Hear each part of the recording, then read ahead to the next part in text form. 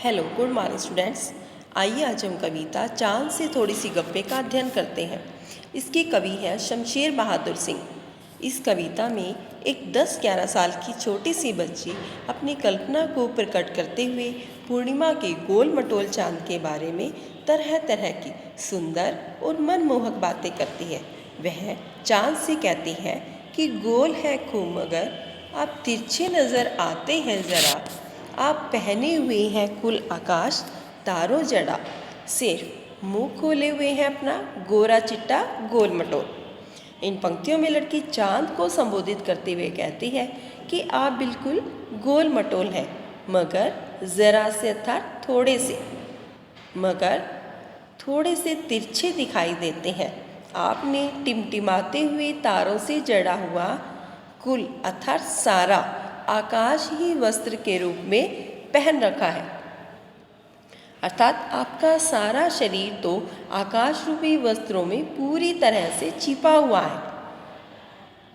सिर्फ मुंह खोले हुए है अपना गोरा चिट्टा गोल मटोल।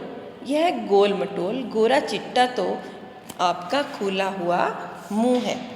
अपनी पोशाक को फैलाए हुए चारों सिमत अर्थात दिशाएं, आप अपनी पोशाक को चारों दिशाओं में फैलाए हुए हैं।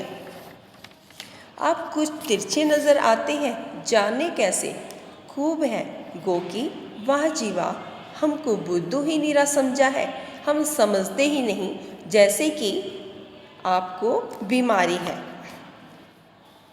इन पंक्तियों में लड़की चांद से कहती है, पता नहीं आप थोड़े से तिरछे दिखाई देते हैं गो कि यद्यपि आपका यह रूप और आकार सुंदर है, पर हम आपको भली भांति जानते हैं।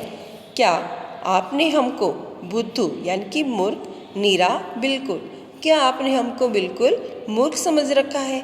क्या हम समझते नहीं कि जैसे कि आपको यह एक बीमारी है।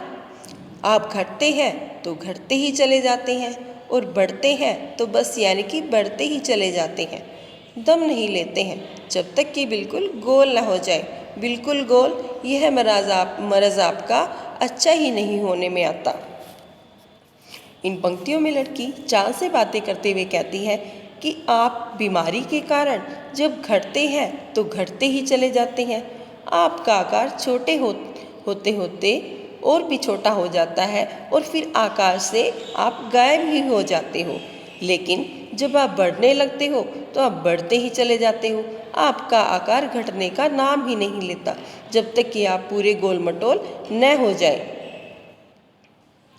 पता नहीं आपको घटने और बढ़ने की बीमारी है कब से है। आपकी यह बीमारी ऐसी है कि जो कभी ठीक होने का नाम ही नहीं लेती।